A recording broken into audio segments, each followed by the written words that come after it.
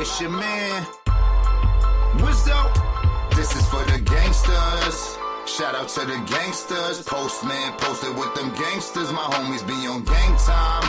All my homies throwing gang signs. I keep it real, I cannot fake mines. This is for the gangsters. Shout out to the gangsters. Postman posted with them gangsters. My homies be on gang time. All my homies throwing gang signs. I keep it real, I cannot fake mines. You know the vibe. If you gon' tell a gangster story, need to let a gangster tell it. And for the record, a gangster ain't never telling. A gangster gon' keep his mouth closed and die felon. 10 toes down, lace up your chucks and grab your weapon. I'm reppin' for my section. My mom big steppin'. Hype gang if he visit the turf and he ain't check in. He ain't gang, he just riding the wave. Another cow about to find him a grave. It's Santa gang. This is for the gangsters. Shout out to the gangsters. Postman posted with them gangsters. My homies be on gang time. All my homies throwing gang signs. I keep it real, I cannot fake mines. This is for the gangsters. Shout out to the gangsters. Postman posted with them gangsters. My homies be on gang time. All my homies throwing gang signs. I keep it real, I cannot fake mines. You know the vibes.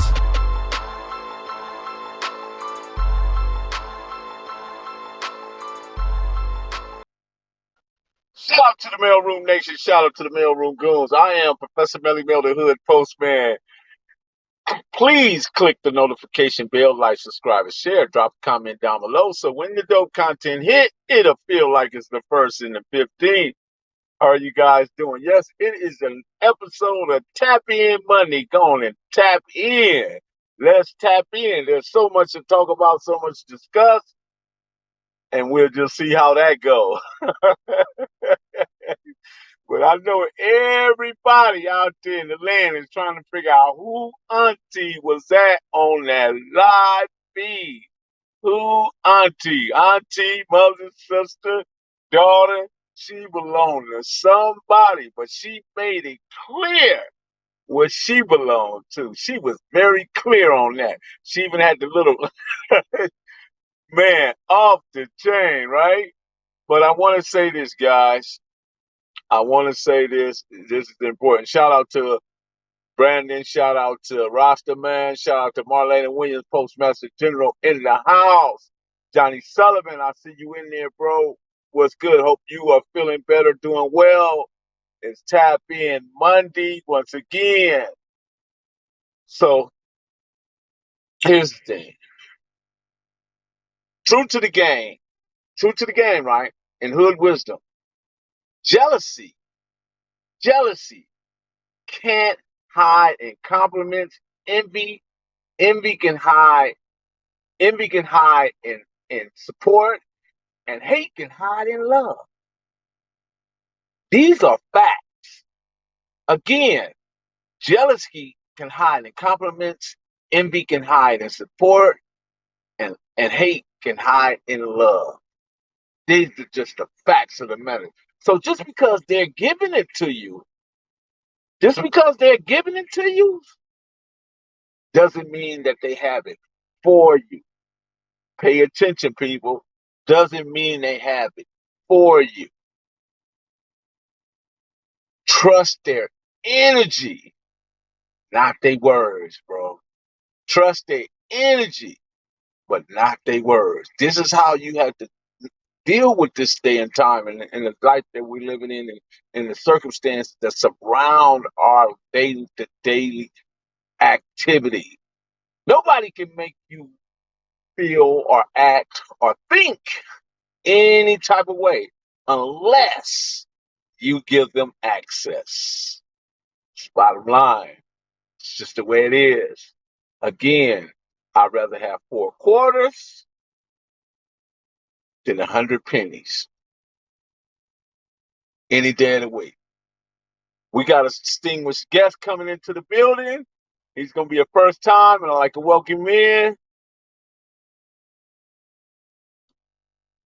Let me bring him on in. Shout out to our guest, Mr. Chad Marks. How you doing, sir? I'm doing good, brother. How are you? I'm doing very well. By the way, I see you got your New York hat, man, but just for the guests, man, tell everybody where you're from, my brother. Well, I'm not from New York. Nah, I'm from New York, man. I'm from Rochester, New York. For those of you that don't know where it's at, it's up near where the Buffalo Bills are at. So if you got football watchers on here, that's where we're at. And that's like upstate, right? It's Western New York. Western New York. Born and raised? Born and raised, man, Rochester, New York. Man, that's awesome. Awesome. So let's get into it, man. You wrote a book, and it's an interesting title, right? And I want to think about it, man. Blood on the Razor Wire. Why that title? Well, you know, when I was in federal prison, right, I was 24. I was sentenced to 40 years. I ended up doing 18 years. Trump passed the First Step Act. I was able to get out on compassionate release. But while I was in prison, I was in Big Sandy, and I'm reading these prison books, right? And it's a bunch of dudes that wrote books that were in federal prison, like Camps, Lowe's. And I'm like, man, these people ain't giving these people the story that they should be getting, how it's really going down in the maximum security federal prisons. And at the time, I was reading a book called Blood in the Water. It was the book about the Attica Uprising. And I said, man, this should be what the book is, man. There's so many dudes here that are dying, getting killed. And I just called it Blood on the Razor Wire. They left their blood on the razor wire in this prison. So that's where the name, came from. I reflected on that all night trying to think about how did he come up with that concept? What did it actually entail? What did it actually mean? So let's get a little background on you. Growing up in New York, right? What was your child life like? My childhood was kind of rough, man. I grew up in the hood. My father was a drug addict. He was a heroin addict. My father died getting high. My mother was pretty much a single mother on welfare. I had a stepfather. He didn't stick around all that long.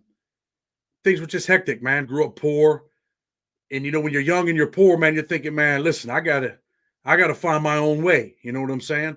So I started selling drugs, ended up at the age of 17, 16, I caught a case, went to state prison, came home, jumped right into the crack game, ended up with that 40-year sentence eventually, went to federal prison, went to some of the most dangerous prisons in the country. And eventually, man, I made it out early, man, based on the First Step Back passing. So I noticed that you wrote a little something. You said you wrote the first compassionate release motion in federal prison. I wrote the first compassionate release motion. It was for a guy named Conrado Cantu. When the First Step Back got passed, his name was Conrado Cantu. He was out of Texas, right? Okay. And when the First Step Back passed, I was in the law library with this kid named Chris Hunter. He had 35 years, and I'm like, yo, look, man, I think this is it. I think this is the way for people to get out. And I told the dude, Conrado Cantu, I think I'm right, man. If you want to try it, we'll try it. We'll see what happens. And he's like, all right, let's do it. I wrote it. We shot it in there, and he won. I also wrote the first article telling the public how they could get out of prison on compassionate release after the First Step Back. It was in the criminal legal news and the prison legal news. So at what point did you determine that you had to become a legal mind in order to understand the circumstance that you was in and how you would unravel the web that you was caught up in?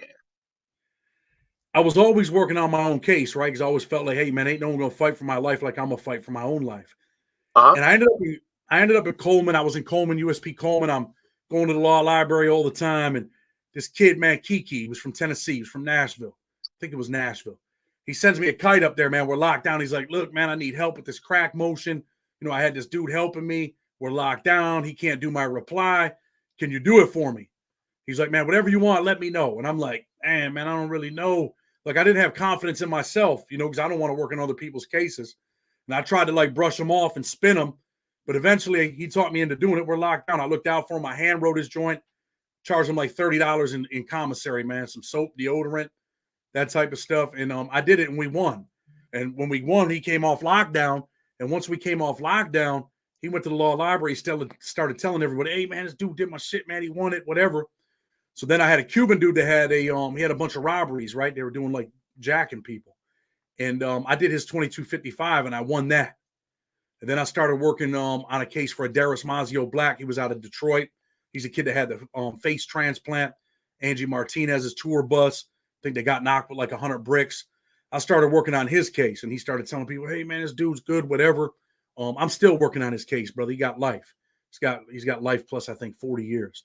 So when you say face transplant, what do you mean by that? He had he was in the Don Diva magazine and all that. He went to Mexico to have a face transplant, man. So any type of face to elude the authorities. Yeah, to elude the authorities. So his forehead looks like he's got this bar in his forehead now, man. It's crazy. They kind of messed up his little operation, but he's still sitting in there. I'm taking that the face transplant didn't necessarily work. Well, I think the face transplant worked, but they were on him, man. They were on his tail. He eventually got caught, man. He tried to convince these cops when they took him to federal court, yo, you take me to this storage shed. I got $1 million for you in cash. And they're like, nah, we ain't going for that. And he jumped out of the van, man, doing like 60 miles an hour on the highway. He broke the window out and jumped out. But, I mean, they caught him and all that. So during your stay in federal prison, what was probably give me a couple of most interesting things that happened during your 40 years? Because you didn't wind up doing 40, but what was the length of your sentence before you was able to gain freedom? I did 17 years, 5 months, and 21 days before I ended up winning my compassionate release and got out. I filed that pro se. After that, the guy that prosecuted John Gleason as a prosecutor, he became a lawyer. He became a judge for 23 years in federal court, stepped off the bench, and then he represented me, man, and he got me out. But some of the most interesting things that I've seen, man, I've met interesting people, but I've seen some wicked things, man. I've seen people killed in prison. I've seen a kid from California, man, get killed. He sent this kid up top. So I'm look, man, you got to go to PC, the kid Laerdog. And Laerdog was like, look, man, I ain't going up top. They're like, man, you're going up top. So eventually he goes up top, checks in, whatever. The police send the kid back out. So when he comes out with a knife. And the other kid's like, yo, look, man, I don't know what you're doing out here. We told you got to go. And Laerdog hit him one shot, man, in the chest. He jumped back to fight, man. He was like, oh, you stabbed me, you. And he just died, man. That was one of the wildest things I've ever seen in prison, man, was that kid dying. Because I've heard quite a bit of stories from Big Sandy. Big Sandy was no joke. This murder ended up happening in Lee County. But in Big Sandy, man, yeah, it was definitely crazy things. When I first got there, I seen dude from New York slap the cop. Like the first day I'm there, he slaps the cop. And the cop's like, what'd I do, man? What'd I do? And all the New York dudes had surrounded this dude, man. There's a kid that just got out, Big Lou. Lou's from New York. I think he was part of the Goody mob or whatever. I mean, we were all in the same unit. He was the shot caller. Lou was the shot caller. And they just circled this cop, man. And the cop was like, he was scared. And when that happened, I was like, yeah, I'm definitely in it, man. I'm definitely in the place that they've been talking about immediately. Well, from my experience and things I know about federal prison, right, Chad, one of the most protected dudes in prison is the guy that know how to do the legal work. So how protected do you feel being that you had, and it's really how you navigate it, because if you really fair about the legal work, you're not looking at skin color or none of that. You just, you know what I mean? Because there's going to be assortment of people coming at you for your expertise and but how did that work for you? You know, when I went to prison, when I was in Big Sandy, like doing legal work for people was not part of my time, right? In the beginning, I wasn't always a nice guy, man. I've done some bad things in prison, done some bad things to people. It's kind of a messed up place. But on the jailhouse lawyer tip, eventually when I started doing legal work for other people and helping people, there was plenty of people that, you know, they want to make sure the lawyers are always all right, but it don't always go that way. I've seen plenty of jailhouse lawyers, and this ain't a knock on them dudes. A lot of them dudes are good, man, but a lot of them are dope fiends, right? And I was a different kind of jailhouse lawyer. Like I've seen these dudes slap dudes before, and jailhouse lawyers get slapped, not fight back. And I used to tell people, man, we might argue 3 or 4 times, but I wasn't that type of jailhouse lawyer. And I'm not trying to be arrogant or act like I was the toughest dude on the yard or nothing like that. But, you know, I got busy, man, if I had to. And I used to tell dudes, you slap me, I'm going to be the last motherfucker you slap. You know, right, get out of jail, we're going to work together. But if you put your hands on me, man, we're definitely out of here. You know what I'm saying? Gotcha. We lose or draw, we're leaving. But, yeah, a lot of people want to look out for the jailhouse lawyer. But, you know, not only that, man, but I taught classes in there. I put together a fast-track GED class with another brother that had life from North Carolina when we made it to the FCI. I wrote a reentry program. I taught leaders breed leaders. I changed my life, man. And when I changed my life, I started helping other people. So at what point did they start calling you the lawyer? That happened really it first started with some Mexican dudes, right? I did this case for this Mexican kid. He was a cartel kid. And he started telling people, hey, the lawyer, man, the lawyer get me out. And then everyone started calling me the lawyer, man. That That was in Raybrook when they started calling me the lawyer. Abogado, the lawyer, you got to get him. And I used to be like, damn. But, you know, it's a good feeling, though, when you win cases and you get people out of prison. Like I just posted some stuff on Facebook, like the CoreLink stuff. I just won 4 cases this week. I got a paralegal and prison consultant firm, and it was crazy, man. Back to back, back to back. One dude's been in since 92. He had a life sentence. He's going back to be resentenced on 20. Won 2 hearings. They were co-defendants in New York. So, I mean, it's a good judge. You win 2 cases at the same time, but really they're co-defendants. And then I just got this kid off of a life sentence in Maryland out of Baltimore. He's from New York, but the case is out of Baltimore, James Moore. So he called me today. They reduced it from life to 40.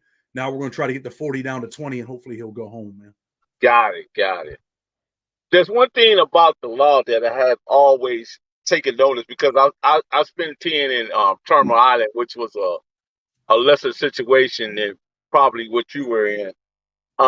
When I started reading federal seconds and federal thirds, I noticed the key on them, right? And it dawned on me, the key. It also not only do it lock the door, but it opens the door. And that inspired me to get further and deeper into the federal seconds and federal thirds and marriage jurisprudence and all the other aspects of law in order to understand it. Because let's be honest, when we're running through federal court, they speak it in terms of Latin and different terminologies, and they're saying words that you never hear in society, in everyday colloquial society. You don't hear these terms, but you have to. But when you get in these court proceedings and settings, they start talking a different language, and if you're not up to par on it, you'll be lost in the sauce, bro. And it's important that guys that, you know, if you out there doing what you're doing, get your sentencing guideline book so you can fully understand that what you're doing and what's the price you have to pay. Am I right in what I'm saying, or do you have something to add to that? Yeah, I got something to add. You're right to a certain extent. You know, I tell people all the time, like when you're writing, write like you're talking to someone. Don't write all that, you know, the Latin stuff and all of that. And people are like, man, well, what motion do I file for this? Listen, all motions are pretty much the same, right? I don't care if it's a 2255, if it's a compassionate release motion, the format is the same. All you have to do is title your motion the right way and put the right case law. I mean, you're not going to be doing a compassionate release motion talking about 2255 law. You know what I'm saying? But right. You outline your facts, your analysis, you put the case law. And, you know, a lot of times in prison, dudes that write their own stuff, they supplement case law with argument. They like fill the pages up full of law. The judge pretty much knows what the law is, right? He don't know the facts. So you got to give him the facts and support the facts with case law. And that's how you win, man. And I write well. So, you know, I've been blessed. Some people make the mistake, Chad, of putting their feelings in emotion. That's a mistake. I mean, I do that with my own stuff. You know, I put emotions. It's hard for me to write my own stuff because, like, you know, when I did this whole compassionate release thing, I had top-notch lawyers, man, from New York City. John, you know, the dude that prosecuted John Gotti, phenomenal legal team. He came with 4 lawyers, man. Like, this dude wasn't playing games. And I'm like, I'm writing my own reply. I don't know what you guys are talking about. And I wrote a 50-page reply, and he said, hey, man, pump your brakes. He said, let us do it, man. We got it. And they wrote it in 10 pages. I'm like, no, that ain't never going to work. And you know what? At the end of the day, I didn't file my pro se reply. I listened to the lawyer. He filed the 10-page reply, and guess what? I won. I'm out here now. You know what I'm saying? But That's right. You deal with emotions. You start putting your feelings in there. How the government's lying, and you can't do that. You don't win that way. Right. Who was Stacks to you? Who was? Say that again. Stacks. Who was Stacks? Staxx. Staxx. Stacks. Who? Bill Stacks? Yes. Who was he to you? Oh, he's just another dude that had helped me out with YouTube. Okay, I just saw his name. I was wondering. I thought it was somebody. Maybe you came like that with somebody in the federal system that was part of the mafia or something. I saw that in there. I can't see the comments on your channel, or else I would know. Bill Stacks is a dude that helped me out. He's got his own YouTube channel. Good dude, man. I wonder if I can watch your comments on my phone and turn off the volume because I can't see the comments on my screen. Yeah. But I can look. Yeah, Bill Stacks. Yeah, exactly. I'm with you. It's all good. I mean, I've been around dudes, man, like Guy Fisher for many years. When the compassionate release stuff dropped, I ended up getting out. I sent all the stuff over to Guy Fisher. Guy Fisher was I don't know if are you familiar with Guy Fisher? Dr. Guy Fisher? No, I'm not familiar with him. Okay, he's the dude that Nicky Barnes told on, first black man to ever own the Apollo Theater. Got sentenced to life. Guy ended up doing, I think, 38 years. He got out on compassionate release. Some of the people that might be tuning in, been around a lot of mob guys, Vic and Muso. I don't really do no, mob content type stuff. My YouTube channel is Blood on the Razor Wire, man. The mission is to save kids from life imprisonment and premature death in the streets. So you down the line with that. 100%. I mean, that's what I was doing in prison, brother, when I, taught Right, leaders, breed right. leaders. And So stuff like when that. you were in Fed, so I'm sure you came across a lot of mob figures, right? Being that you was from New York. Of course. The mafia cop, Steve Caracappa. He was in Victorville. When he left Victorville, he was actually my cellie for about 5 days. Then he moved out and did his own thing. Those were the dudes that were the homicide detectives. Him and Lou Eppolito. I was with Lou Eppolito too. They were the homicide detectives over the mafia unit, the mob unit, and they're the ones going around killing the people. Wild story. What was it like being up and close with these individuals? Because I was with Rosario Gambino, Big Finger Don. I was with Picarillo and those guys. They were some interesting people, man, to say the least. I wasn't I'm not one of them type of dudes, man, where you're like, some dudes meet dudes are like, yo, I used to be like, man, I ain't impressed. And not that I was arrogant. It's just that, man, I had 40-year sentence. Like, you're impressed by this dude. I had an incident where this kid, they called him Pitbull. We were in Raybrook. We ended up becoming all right. And I messed with this Sereno kid real tough, man. This kid Spanky, still my boy, man. Did a bunch of the art on my back. He's from LA.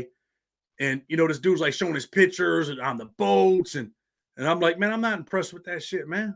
And dude got in his feelings, and he had told my boy Spanky, like, yo, I'm going to hit that dude with a lock. And Spanky was like, nah, man, Spanky didn't tell me, because if he'd have told me he's going to hit me with a lock, not on no tough guy shit or nothing, but I've been stabbed in federal prison. So I'm like, I would have definitely got on the kid. I'm glad he didn't tell me, because we'd have both been out of there. You know what I mean? Win, lose, or draw, we're leaving. But eventually we ended up becoming cool or whatever. But I wasn't easily impressed with these dudes because, they had money. They could spend whatever it was back then, $300 a month in commissary the same way I can. And some dudes are, they're like, oh, wow. The only dude that I was around where I was kind of like a wow factor was probably Whitey Bulger. He was in the hole at the same time I was in the hole. And they said, he was the Boston mob right there, the Irish mob. Irish mob, and I'm Irish. So, he's got a lot of bad shit on his jacket and all of that. But I would talk to this dude every day in between cages. You know what I mean? And I used to pick his brain. He was on the run. And keeping it real, man, at the time I had 40 years. And I was picking his brain. How'd you stay on the run so long? How'd you get away from the cops? And he's like, look, man, it's this easy. Don't go outside at night. He said, the cops are out at night. They pull you over. You run a stop sign. He said, that's how people get caught. He said, I would never go outside at night, man. I used to just pick his brain. He stayed in Santa Monica for the longest, right in Plain View, And they didn't even know it was him. No, they didn't. He was a good dude, man. As far as being able to talk to in prison. Some people are like, oh, man, he's a good dude, man. The dude was a snitch. He was a rat. He was, there's a lot of stories out. But, he was a good dude to talk to get information from. I understood what you said when you said it. You know what I mean? Your perception experience of that reality is your perception of it. Nobody can challenge that because you had a different experience with him versus what anybody else might have. I tell people all the time, you can't determine what my experience is with Chad Marks. You can only determine what yours is, but me and him, we whatever we got is what we got. You know what I mean? No doubt. Did you ever meet Anthony Gaspi Casal? Gas Pipe? No, never met Gas Pipe. Gas Pipe. That's exactly what he said. Yeah. Never met Gas Pipe. I've been around Vic Amuso. I was there when I was in Big Sandy with Vic. I was in USP Coleman with Vic when Vic got hit. The dude hit him on the baseball field. This dude from Tennessee attacked the dude. Vic Amuso was the underboss at one time. I've been around a couple of them guys, man. But honestly, they're not in federal prison, man. You've been in Terminal Island. They're not running around causing trouble. People pretty much leave the mob dudes alone. They do their own thing. Yeah. They're not looking for trouble. No one bothers them. So it is what it is. Interesting, Chad. Most of the mob guys when I was there, they was within their 70s, and a couple of them was even in their 80s, bro. But what's interesting about them, who they are, never changed. You know what I'm saying? It never changed, because I've seen some guy had a problem with one of them over in a unit called B, and man, I saw 6 of the oldest mob guys come together like buck cheeks and went down there to check on their friend, and they meant business. And they was, I'm talking about the way they was moving and the way they was going to check the situation. You knew that something was going on, and they were serious about it, even though they was super elderly, and I respected that about them, definitely. But of course, everybody found out what was happening on the yard and went down there and took care of the business for them. Didn't allow them to get, you know what I mean? Because they had admiration and respect, because these dudes had been on the yard like 20 years or so, you know what I mean? So everybody there knew who they were and was, like how they did their time, Very respectful, very respectful. I see one of your viewers said, "What's one of the worst things I ever seen in prison?" I'm going to answer that. One of the worst things I ever seen in prison was at USP Lee. There was a kid there that was a bulldog. And when he got there, the Norteños were like, "Look, bro, you got a cell right here." But pretty much they're like the boss of this dude. You know what I mean? And dude's kind of not feeling that. Like, man, these dudes are bossing me around. I ain't got no brothers here. I guess in the state they used to beef with each other, and these dudes are pretty much telling this dude what to do. They used to be together. Yeah, so dudes are telling this dude kind of what to do, and he's like, "Man, I'm not going for that." And there was an issue over the cell where they're like, "Yo, you got to get out of the cell then. You got to go." And they told him, "Come out on the yard." This was on Halloween, man, 2000, I want to say 2009, Halloween. He goes out on the yard. I go out on the yard. He's walking. The Norteños hit him, man, stab him in the face, all over the body. I think they hit him in the eye. And his jacket's full of blood. And, the Norteños are militant, bro. The Northerners are militant. They got Very two dudes. militant. They got 2 dudes running. The dude throws the dude the knife while he's running. He catches it in the air. He disposes of the knife. The gun tower don't see it. And I mean, there's only 50 people on the yard. Everybody's going to chow. Certain couple dudes go out on that early wreck. And seeing that dude get stabbed, and he's like, "Yo, man," he lived 2 cells away from me. I had a little store. He used to shop at the store. He's like, "Yo, man, help me, man. Help me." And I'm like, "Man, I can't help you, man. Just keep walking, man. Just keep walking. You're going to be all right." And in my mind, I'm thinking, damn, this kid's going to die. You know what I'm saying? He didn't die, man, but they stabbed the shit out of him. And he ended up making it to the, the wreck shack right there. Like, "Yo, look, I need help." They took him out of there. The captain came out, started screaming, "Who the fuck is in the tower? I want him out of the tower now." And then they locked us down and shipped all the Norteños out of the prison. That was, I've seen people murdered in there, but that was probably, this kid lived. It was probably one of the worst things in my mind where I'm like, wow, man. Like, I thought he was going to die, and he didn't. And it's different. It hits a little harder when you talk to the dude every day. You know what I'm saying? Yeah, I was in there with Herb Rubin from the JDL when they was having a problem with the Jewish defense lead, Earl Kluger. They eventually got him over at Phoenix, but the guy, he cut his own throat and jumped off the second tier, man.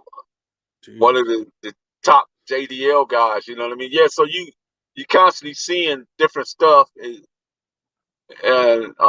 you just don't, at the time, you're right, you got to just keep moving and keep minding your own business. You can't get into that, one of the guys were asking, is the Aryan Brotherhood in the federal chapter still dominating the white population in the USP system? No, not at all. Not even close. At least not in the prisons I've been in. I've been in USP Lee, USP Coleman. I was in Pollock for a little while. And that's in Florida, right? Coleman's in Florida. Coleman's in Florida. Yeah, a lot, they don't really have the numbers like that. Like in Big Sandy, there was a dude over there, Bam, felt like he had the yard, but we were like an independent car over there. There was 150 of us, man, and like 4 of them. The most ruthless white gang in federal prison at the time that I was in the penitentiary was probably SAC. Soldiers of Aryan culture out of Utah. Dudes were dangerous, man. They were about that business, and they didn't have no problem putting that knife in somebody, man. Those dudes got busy. For the most part, respectful dudes, but they got busy, man. And no, the Aryan Brotherhood did not have a lock on the prison system, man. Not in the feds. Now they got all these big new indictments. I'm sure a bunch of them are going to filter in there, and maybe things will change, but not when I was there and not when I left. Being that you were a legal mind, Chad, was there any pressure from the white supremacists to lock you in, to make sure that you took care of their business? Not at all. I don't, honestly, I don't think I ever did any really any white gang members cases. I've done a few now. A kid that was a SAC kid, Chaos. He dropped out of the gang. He's in Tucson now. I did his stuff since I've been out because I got a paralegal and prison consultant firm. I helped him, but not really, man. No, it ain't like that. And I'm not, not on no tough guy shit, but I'm not, like I said, I'm not on that kind of time, man.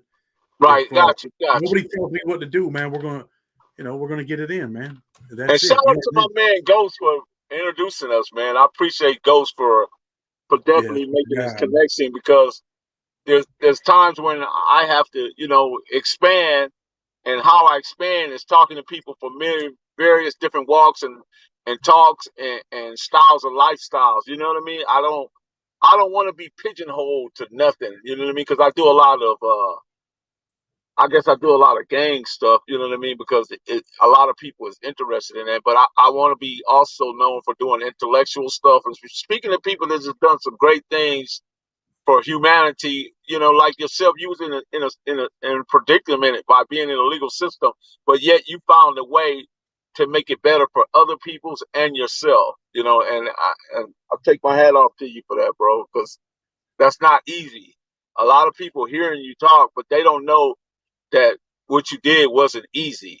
You know what I'm saying? It was something that you had to really think out and set yourself up for, because we talked about early on, like a lot of the legal guys, they would be addicted to drugs or whatever. But when you run a clean this program, everybody gonna just, be about you. Come to you for information, or if you can help them, you help them. And then, it's just different, bro. For sure. I know one of your viewers asked about, I got a question, doing 17, how was your mental adaptation to society upon reentry?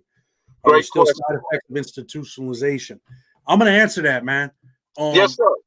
When I first came home, I was nervous to go in places like any grocery store, Walmart. I'm like looking around all the time. I go into restaurants. I still sit with my back to the, me and my wife go out to eat. I still sit with my back to the wall so I could see what's going on. I ended up moving into an apartment out in the suburbs of my city, right? My city's a dangerous place, bro. They just killed a cop the other day. There's been a murder every single day. Just shot another chick tonight at 7:00 p.m. But I was sleeping with a knife, man, for the longest. And I would put my dresser in front of my door. If I had to use the bathroom at 2 a.m, I'd have to move the dresser. I'm looking out the room. I heard everything. So, yeah, I used to think in prison, like, I ain't got PTSD. I'm good. But when I got out, man, I had problems. I had problems crossing the street, cars. Now the street sign talks to you. It counts down for you. I'm like, what the? So, yeah, it was tough. And still to this day, I've gotten better. I don't necessarily sleep with a knife in my hand. I might sleep with one close by. But, yeah, and I was a little institutionalized. And I ended up telling my parole officer, like, look, man, I might need to go to a little bit of counseling. I thought I was good when I walked out. I'm good. I'm out of here. No, none of us is good, bro. None of us is good. Trust me. Definitely not, man. And there were times, man, where when I got out of prison, man, I could watch stuff or hear stories, man, and it would take me back there. The other day I narrated my own book, and it was the end of the book, last 4 or 5 chapters, and I'm listening to it with my wife upstairs, and I'm listening to it on my phone. I just got up and came down into my office here in the basement. And sometimes, man, I just broke down a little bit, man, like, damn, man, look where I was to what I came to. And, people that are watching from my channel, I did all that time. I was married when I went to prison. I don't know where the hell it's at. I was married when I went to prison, got 40 years. My wife had to go on with her own life, sent her on her way. I got out. We reconnected. We got remarried. We just had, let me see. I think I might have told you the other day, I just had 2 little twin boys, man. They're 7 months old, man. Man, that's awesome. All the things, and that's what broke me down. This is my wife, bro. This is what broke me down was, nice family, bro. thank you. I started thinking, man, when I was listening to the book, like all this stuff that I'm doing, getting remarried, having kids, owning 2 different businesses. And I've only been out 26 months, bro. And I'm thinking none of this stuff was supposed to happen. I was supposed to die in prison or get out when I was an old man. And I started thinking about that. And that's some of the stuff that used to bother me in prison. Like, damn, man, when I get out, I'm going to be 63. You know, I wonder if I could get a job at a law office. I used to think, damn, I'm going to have to buy a hot dog cart. Maybe I could sell hot dogs. I'm thinking, man, my mom will be dead. The only thing left to be. Yeah, I felt that too. I was real apprehensive about, even after 10 years, it was like, it was strange, bro. It was just really strange. So, you know, reading that book the other night, I was sentenced to 40 years. My book is 40 chapters. And that was the last of my book that was going to be on my channel, my YouTube channel. And man, when I was listening to it, I was like, damn, man. What would Chad's life have been had he not got the 40 years, went to the federal prison, taught himself the law, helped others in the best possible way he could? And I'm saying you learn some things about humanity while being in federal prison. But at the same time, what would Chad's life have been had he not had that experience? Had I not went to prison? Yes. I'm going to keep it 100 with you, man. I was a wild dude, right? I probably would have been dead. And my mother said that to me. She said, you know, I'm sad to see that you're in prison, but I think the summer of 2003, they probably would have killed you out here. I was a wild dude, man, doing wild things. You know, the government alleges I had 6 or 7 crack houses, and I'm not proud of that stuff, man. I made irrational, irresponsible choices, polluted my community, man. And, you know, now that I'm older and I'm able to look back on it, like, look at the things that I've done, man, to destroy my community. Like I said, I didn't really have a father, right? My father was a drug addict. So when I was out there hustling, I was taking all of that stuff from other kids, man. They didn't have a dad to throw a football with them. They didn't have, you know, their father to be like, yo, son, I love you, man, or read a book with them, or, you know, help them with their homework. And I contributed to that stuff. The same stuff that broke my heart, I helped break some other little kid's heart. Or maybe their mother, man, was out there, you know, out there doing things that she shouldn't have been doing to, you know, get drugs. I contributed to that. So when I think back on it now, I'm like, damn, man, all the things I was running from, trying to make my life better, I was destroying other people's lives. And you don't always see that big picture, man. Sometimes it takes prison. Man, I deserve to go to prison, brother. I'm going to keep it 100 with you. I deserve to go to prison.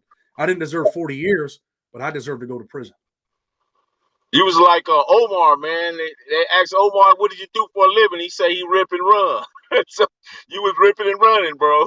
You know, that's man. Just what that life is, you know. And then sometimes things happen and we're slowed down, and then we are faced with the realities, you know, because what's behind the appearance is always the reality. And once we deal with the reality, we get a new focus, man. It's like a navigation system. Reposition our life and navigate a better path that's going to lead to something, and it means something. In other words, you develop a meaning and a purpose, and you stand on that. And I appreciate that. You know what I mean? Because, like I say, man, I can't thank Ghost enough for bringing you in, because you definitely inspirational to what I do. You know, and also give people the wherewithal to understand that, man, it's more to it than just some of the blocks and streets and alleys and corners of parks that they stand in, man. There's people way over in New York that's doing things that was this is worse than what happened in Compton. You know, DJ Quick wrote a record called "It's Just Like Compton." You know, everything you explain that happened over there in New York happened to somebody in New York as well. I mean, in Compton. I mean, all these cities, man. I mean, the world's out of control, bro. I'm just going to keep it 100 with you. You know what I mean? These dudes are out here killing each other and don't even realize it. See, that's the thing, right? Like where I'm from, when we go to prison, where we're from, we're like, when you, at least in state prison, it don't matter if you're white, Spanish, black, we're like a gang, right? We stick together in state prison, New York State prison. You're from Rochester, we stick together. But we're in the street killing each other, man. So, you know, this dude might kill this dude's cousin, man. Then when you get to prison, everybody's cool, man. Like you're beefing with this kid from this side, and you're from the west side, I'm from the east side. And then when you get to prison, everybody's together, man. But they don't see that, man. That should be the common goal out here now. But you're running around killing each other for what? A couple ounces of crack, man. You're going to run in this dude's spot. He's got a 62. He's got a big 8. $4,000. You're going to kill this dude. And you're going to end up in prison. I just had a kid, and this is a crazy part of my life, right? I grew up with this kid. He was one of the toughest kids in elementary school. I'm going to pick my mother up because she still lives there, man. She's been there 51 years. She won't leave. We're at the point now where dude just got killed at the corner of her street again 2 days ago. Where I'm like, yo, I'm about to make you leave. I'm going to have to physically come here and move your shit out of here and make you leave. But I'm going to pick up my mother. And as soon as I'm turning the corner, all these cops are woo, woo, woo. I think they're pulling me over. And I see the kid laying there, right? And I come to find out it was a kid, man. He's my age. I'm 43. We went to school together. It's him. He's dead. And he's laying there dead. And I'm like, wow, man. This kid was a tough kid in school, been to state prison. I come home from prison and, he's been to prison. I'm like, wow, you're still out here selling drugs, man. And you lost your life. Dude went in there and tried to rob him, whatever. And now you're dead, man. And I didn't know it was him laying in the street. I thought I was getting pulled over. I'm like, oh, shit. And it was just ironic, like, man. And I reflected on my life. I reflected on his life. And, I'm like, damn, you've been to prison 4 or 5 years. I went for 17 and a half. I just come home. You just come home. You're dead. And I'm on a different path, man. We're all in the driver's seat of our own lives, man. Definitely. How does it make you feel when you see some of the same people that you grew up with still involved in some of the same stuff that you now move away from? How does that make you feel when you see them? I mean, because you want to share with them, but are they able to hear your message? Man, when I went to prison, man, I had a bunch of dudes that I came home with, man. And I come home and I'm like, man, this dude's addicted to drugs. This dude's getting high. Dudes that you would never expect that back then. You know what I mean? One of my homeboys, man, I'm like, wow, he's missing his teeth. He used to always have nice teeth, always concerned about his teeth. And I know it's crazy to be talking about that, but I'm like, damn, man, this dude was getting high. His teeth are missing. And I'm like, look at this kid's life, man. And they're still doing the same thing. I've been gone 18 years, man. I come home. You're still doing the same shit and don't even have a car, man. This shit ain't working, man. Go get a job. And, it's ironic. I got another kid that was my cameraman when I was going out in the street interviewing people in the street on my channel, prostitutes, people selling drugs, whatever. And he ended up getting a job at Taco Bell. He's making $5.50 a week at Taco Bell. He calls me, sends me pictures. I put a little 30-second clip up short today. He's in a crack house, man, selling dope. And I'm like, man, what are you doing? What do they pay? He said, man, I'm making $3.50 a week. I said, damn, bro, you took a pay cut from Taco Bell to go over there and take a chance with your life. You should have kept. He's a 24-year-old kid, man. Started getting high. I'm like, man, you're jeopardizing your life, bro, in all different ways, with the police, with people out there trying to rob you. Look what you're doing for $3. You took a pay cut to take a chance with your life, man. Have you established some mentor programs for the youth in your city? I haven't done that yet, right? COVID kind of like messed some things up as far as what my plans were, but I'm definitely trying to connect with some people over here. They got this rock recovery thing where they got a little house for kids that they're helping. I'm going to reach out to them. I tried to do some stuff, with one of my other parole officer. He's just kind of blew me out. He wasn't with it, man. You know what I mean? But that's definitely something that I'm going to do, man. I want to put some stuff together where we got Save a Child Month. Tonight, man, we did a little giveaway on my channel. We gave away some Jordans. We gave away some money to single mothers, single fathers, people that have been to prison, people that are struggling. So, I try to give back in that way. You know what I'm saying? So anybody looking to purchase a book, what can they pick your book up at? They can get the book on Amazon, Blood on the Razor Wire. You can go read the first 3 chapters for free. I promise you won't be disappointed. If they want an autographed copy from me, they can hit me up at freedomfighterspc@gmail.com. I sell autographed copies. I got the audiobook version. I sell those for $25. If they just hit me up on that email, and I'll respond the next day or the same day. Awesome. So what are some of the things you wanted to do that you not had yet found time to do, but you're still thinking about it? Is there anything else you want to add to your resume? I like doing exciting things, right? Like last week I went to Niagara Falls, man. We went on this little thing where you can walk right in the middle of the falls. It's like a category 1 hurricane or whatever, water's hitting you. That was pretty exciting. But there are things I want to do, man. I'm Irish. I want to visit Ireland. I definitely want to go on an African safari. I used to think about that stuff in prison. Like, damn, man, I love animals, man. And as crazy as this sounds, I like animals more than people, homie. So definitely like to do stuff like that. Yeah, I got a lot of stuff on I want to be a father and a husband, man. More than One anything. of the things I want to do, man, is I want to go meet the hyena men in Africa, man. These dudes are literally walking around with hyenas for pets. Like it's their dog.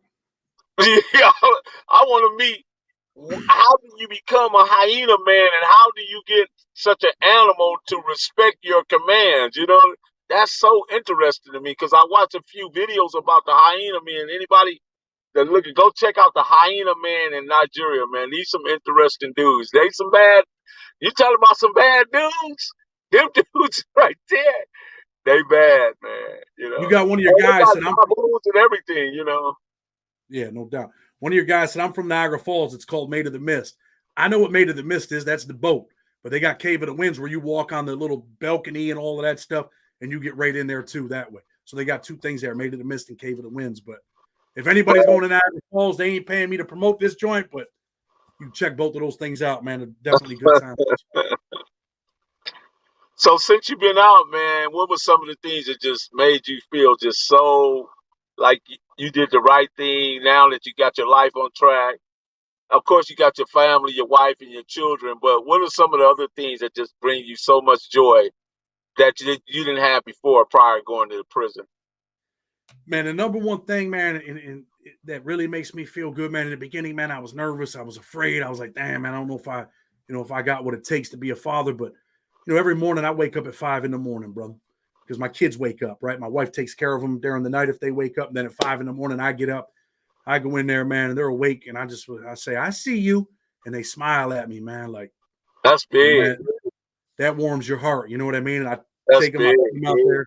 I change their diapers, man. I put a little music on, man. My mother's into all like old school Motown music and all that. I play that stuff in the morning, man. It ain't my wife's thing, but me and the kids, man, I play that Motown in the morning, and they like that stuff, man. I just spend time with them, man, and that's what makes me happy, bro. For real. Do I like doing other things outside of that, like jet skis and all that? Yeah, of course.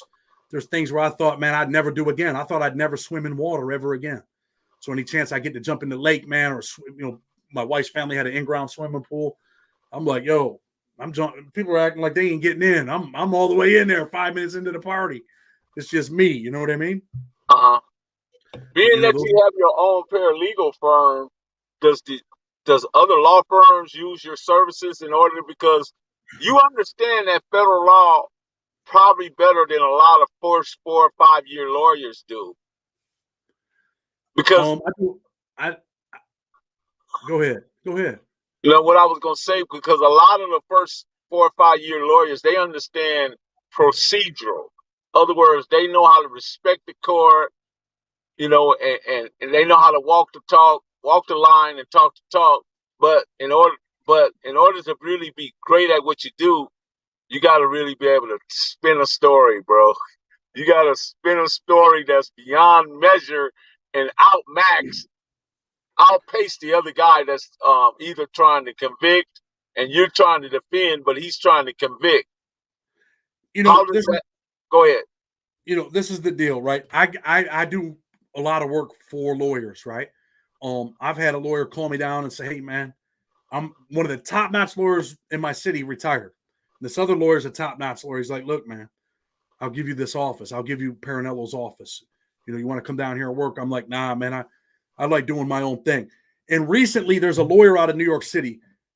Excuse me. I do a case for a kid that's got 32 years, right? Excuse me. I write everything. The lawyer appoints her. Well, I know this lawyer because I wrote the first Johnson case out of the Second Circuit while I was in prison for a kid named Wang Jiafu, and we won it. And she was the lawyer that they appointed. She wrote me a letter, and I posted it with all my stuff. So now I see who the lawyer is that they appoint. It's her. And she says, look, Chad, she said, you did all the work. She said, I'm going to put your name on the response. You should get credit for your work. So this is the first lawyer who I've helped a lot of lawyers. I've helped lawyers that don't even know the law, bro. And I'm like, yeah. I'm like, what? You're a federal lawyer and you don't know that? Okay. So she put my name on the reply brief that they're about to submit. And she's like, you should get credit for your work, man. You did this. I didn't do this. And I think we're going to win. We're pretty sure we're going to win this case. The kid's got 32 years. I was in prison with him. He's a good brother, man. Black dude from New York, doing some robberies. They were, getting costumes from Hollywood. They go in and rob the check place, with these costumes on. It looked like bald head white cops, cop badge on. And, no one really knew that they were costumes. But eventually they get caught because, someone gets cut. Whatever. I do his case, man. I did the case pretty much for free, man. But I did it because he was a friend of mine. And I knew how hard he's been working. And, He was learning the law, but sometimes you got it and sometimes you don't. Either you got it or I think you're born with it. I don't think it's something that you just learn. If you can write, and like you said, not manipulate a story, but tell the story in your narrative and in a good writer. So, when I write legal stuff, I'm telling you a story. I'm telling the judge a story. I'm asking the judge questions. Think about this. I'm giving you something to think about. So if you're really going to apply the law, and this is the way it's supposed to be, well, they violated this. And I ask questions in my motions all the time. I'm asking the judge with a question mark. Did the government fail in this regard, Yes. In the Buckland case, you remember the case Buckland? I'm not sure. Buckland had to do with crack cocaine. It was like one of the first ones. I think it got shot down in 95 or something. Well, you're talking, 1995, bro. That was like 14. I know what you're talking about. 15. Yeah. I know what you're talking about. Then they had the crack riots in McKean and all of that stuff. Right. Did they rule? I don't know if you read the case. I was wondering, did they rule correctly on it, or what was your opinion on it? Well, I mean, Fan and Fan. What was the other one? Fan and Booker. Yeah, Booker. So when you talk about crack, did they rule wrongly? Obviously Congress has said that they did. They passed the First Step Act. They went back and made the 2010 bill retroactive with the First Step Act. So yeah, you can't say. We all know why they did this stuff. Joe Biden was one of the architects to it, right?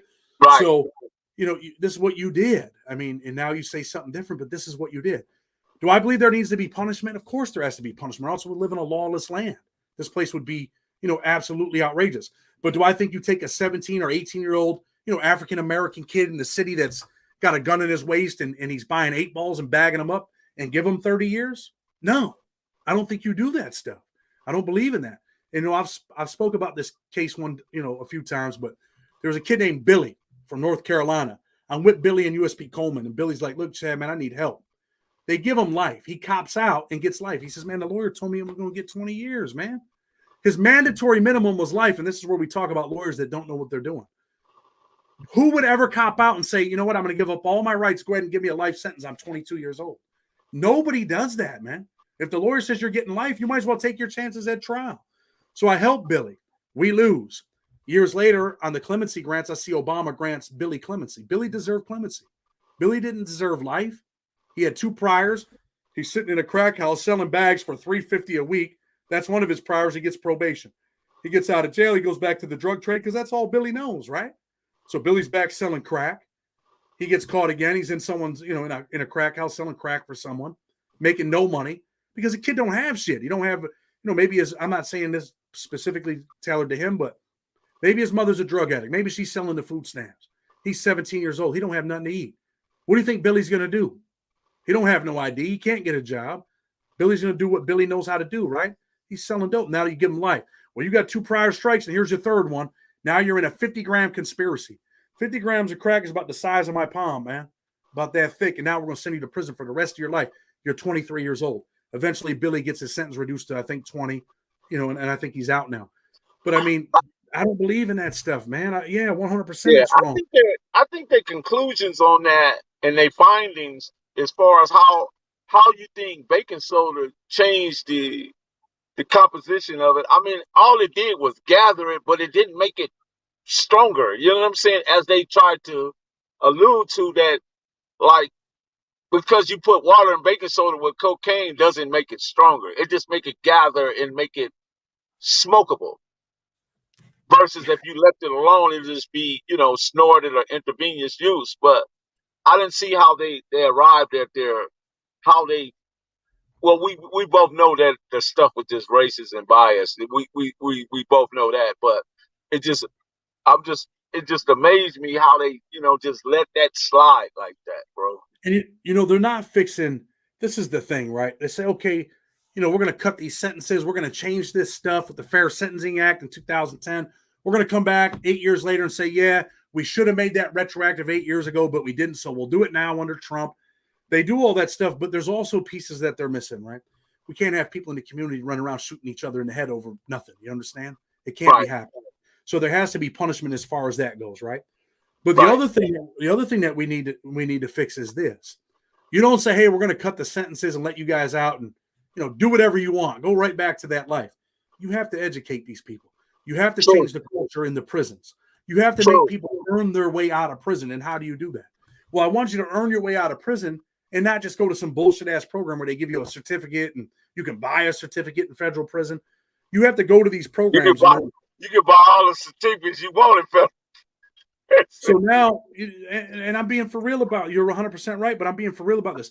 I think you need 2 years of character education. I think we need to teach you a trade. But then I think we need to get you a college degree, right? Learn all these things so that you really do have tools to go out there. And I can tell you from experience, bro, things are different. You see the recidivism rate is 67%. But in my opinion, and a lot of dudes that I know did a lot of time, right? Dudes that have done a lot of time and get out of prison, they come out here and they're successful, man. They know what it's like to lose 10, 12, 14 years of their life, 20 years of your life. And you're like, man, I'm never going back. Yeah, I went to jail when I was 24 and I'm home at 44 by the grace of God. I'm getting my life together, man. I don't want to go back. And those dudes are the dudes that are succeeding, man. The dudes that are failing are the dudes that go in there with 3 years, 5 years. And, they're around dudes like us that got 40, got 50, got life. And they're not learning, man. So you have to give them a skill, man. You have to give them something. Part of what we missing too is socialization programs. Socialize to know how to act in certain genres or walks of life or jobs or whatever you choose to do, entrepreneur. You have to be socialized as well to understand what it is you're getting into and why you're getting into it. Richard said that Chad did cash giveaways tonight and gave away nearly $2,000 in money for people in need. Single moms, dads, also Jordan trainers for the kids. Chad Bark is a real one. Well, I appreciate Richard, man. He's a good dude. But yeah, we do stuff like that, man, because hey, man, I tell people all the time, it's not just my channel, it's our channel. Honestly, I put a lot of work in, man. I don't just like pull up something and read it and for 10 minutes and that's it. You know what I mean? When I do my stories, man, I write them, man. I write the stuff that I read. I write that stuff. And sometimes that stuff takes time. I did that NBA young boy about his next trial. He beat him in Cali. Now he's going down to Louisiana. Can he beat him 4 times in a row? He beat him 3 times already. He beat him on a suppression motion, beat him at trial. Then he went down there and beat him in Louisiana suppression trial. Now he's got another trial. But I had to pull all that stuff off the federal court page. That shit costs money. I had to read that stuff. I had to write that stuff. That stuff takes time. But, I do try to give back to the people, man. I think it's important. And shout out to your people for coming over to my channel and giving, you know what I mean? I saw a couple of people said a couple of nice things about me as well. And of course, they shouting you out, bro. You know what I mean? I appreciate that, man. This is a really good thing, man, because we got to be able to find the commonality and be able to use it in a way that's going to be good for all and not just a few. You know what I mean? We live in a society that strive on greed. You know what I mean? But when you find people like Chad, myself, that's willing to change the dynamics and put stuff out there that's useful for people, because I've been home for a little while now, and I really didn't know what I wanted to do as far as this YouTube stuff, but I'm learning each day that I can do more than what I did yesterday. And this is the reason why I'm on here with you today, is because I know that I can be more effective if I continue to grow, mature, and just reach out to other individuals that know how to navigate this YouTube, the metaverse. The metaverse, man, it's different, bro. Hey, man, for sure. I definitely appreciate you, man. And I know you got a positive message too. And, that's what it's about. Even like, like I said, I'm for the people. I got small YouTube dudes that write me. They're like, yo, man, when you bring me on, I got 500 subscribers. I'm like, yeah, why wouldn't I? Are you doing the right thing? See, that's the point. You nailed my point right there. But now, guys like us, man, I got, I don't know, what do I got? 55,000 subscribers. You might reach out to them big dudes like, yo, man, what's up? This is my story. They're like, man, you only got 55,000 subscribers. Hey, man, and that's the worst right there, because they so arrogant with that. You know what I mean? Like, that's just, yeah. In your mind, like, damn, dude, remember when you had like 1,000? And some dudes just shoot to the moon. You know what I mean? They get lucky, shoot to the moon, and now they got their bread. They're doing their thing. Like, you change. And I'm not mad at people, man. Like, if you were in prison, man, and you were out there in the street selling drugs, and I'm gonna give you a perfect example. And I shout this dude out all the time because I do think he's a good journalist. See, I don't think he's a YouTuber. I think he's a journalist. The kid 1090 Jake, he got out of prison. He shot to the moon with YouTube. Excuse me. He's able to provide for his, his family, his kid. That's what's up. He don't have to go back to the street, and his kids don't never have to live the life that he lived. So I do respect. I respect when people do that type of stuff, man. Because you got an opportunity, man. It's kind of like that Eminem song. You got one shot. Yeah. Do not get your chance to blow. This is your shot, man. Well, I'm gonna get Bright Dog, my partner, man, and we're gonna come over there to Chad, man. We're gonna get in the razor wire, man. We're gonna get on the razor wire. Hey, no doubt. You let me know, man. I'm bringing you on. I'm all the way with it. Okay, good. I appreciate it, man. I don't want to hold you any longer. I know you got things to do. You're busy. I appreciate you coming on and blessing us with your presence, man. It's been phenomenal. It's going to continue to be phenomenal because I'm a person that looked at spirits and vibe. I look at frequencies and all this, and man, you got the right vibe, bro. I appreciate that. Well, I definitely appreciate you, and I want your subscribers to go check me out if you like what we're doing. Hit that subscribe button, man. Blood on the Razor Wire TV. We do a lot of good things over there, man. Shout out to Razor Wire TV, man, and shout your book out, and shout everything you're doing, man, before you go. Let me ask you something before we go. I should probably save this for is Bosco your son? Yes, Bosco's my son. Bosco's your son. He's got a hell of a story, man. Man, a heck of a story. Did you see his trailer? Yeah, that's top notch, man. I seen the trailer for his movie. When he first got out, he had wrote me a few times. He's like, "Yo, I got a book, man. This is what you should be doing." I got the messages, and I see he took all the way off. Man. He's doing movies and things. Nashville, Tennessee, at a speaking engagement right now as we speak. That's what's up. I would love to have him come on my show too. I will definitely make that happen for you, bro. I appreciate you, man. I want you to have a good night, and my people that are on here, man, hit that like and subscribe button for this brother. Please, man, follow the Hood Professor, man, the Dahoodpostman. It's about deliverance and delivery with me. You know what I mean? So, with that said, man, peace, bro. Enjoy the rest of your evening. I know it's late over there in New York. And I've been up since 5. Have a good night, all right? All right, thank you, sir. Appreciate you. All right, brother. All right, good night. All right. Shout out to the Mailroom Nation, the Mailroom Goons, man. I see y'all up in here tonight. What's good? You guys got any more questions? What's good? Already hit that like button. Thank you, Richard. Appreciate you, man, for saying what you said in there, man. God bless. 1967 kid. That's a great year, bro. I appreciate you, Derek. Thank you. Thank you, man. You get some of that West Coast stuff that happens out here, you know what I mean? And I tend to do various things when it comes to the street stuff, or even I've had musical people on here, Stan Shepard, who's an executive. We had this Cocaine, who's started the G-Funk era, so there's a lot of different people that comes on the Dahoodpostman. Appreciate all you guys. So has anybody got any questions for me in regards to whatever? I know you guys want to ask me the questions about that lady, right? OG Steve, what's happening? Haven't seen you guys in there, man. It's okay to donate to the Hood Professor too, you guys. Give me $1 or $2, man. Make me feel loved sometime. For those who wishing to hit that super chat, I appreciate it. Hit that super chat. It'll definitely help out for what we like to do over here.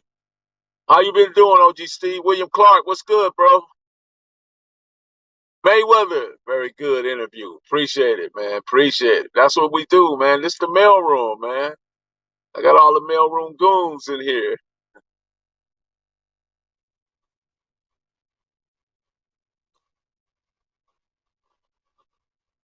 Yeah, so this weekend has been quite interesting, real interesting, very interesting, to say the least.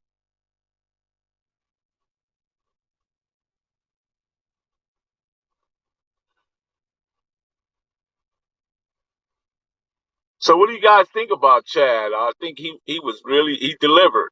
He definitely delivered. And Islands is great. Respect you, brother. I'm raised in the IE family in the city of West Coast love. Right on, West. Right on, Derek. Appreciate you.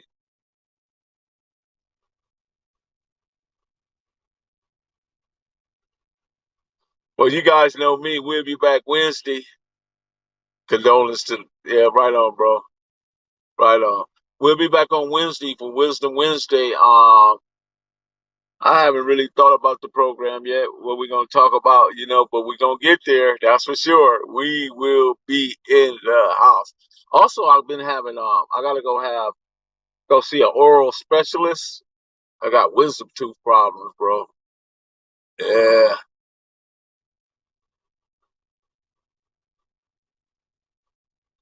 Thank you, guys. Property. Appreciate you.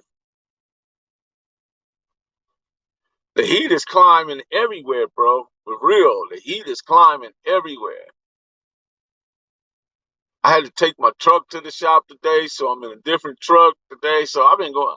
I really was trying to beat the line today because I had to get situated, get over here so I can definitely get Chad on. He gave a dope interview.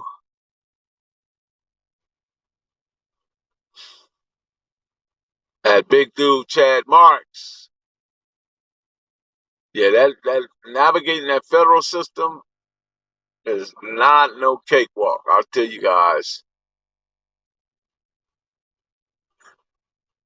Hit the notification bell and catch every video. Thank you. Well, shout out to the Mailroom Nation, the Mailroom Goons. I think we had a full day today. I appreciate every last one of you guys. Things is definitely getting better.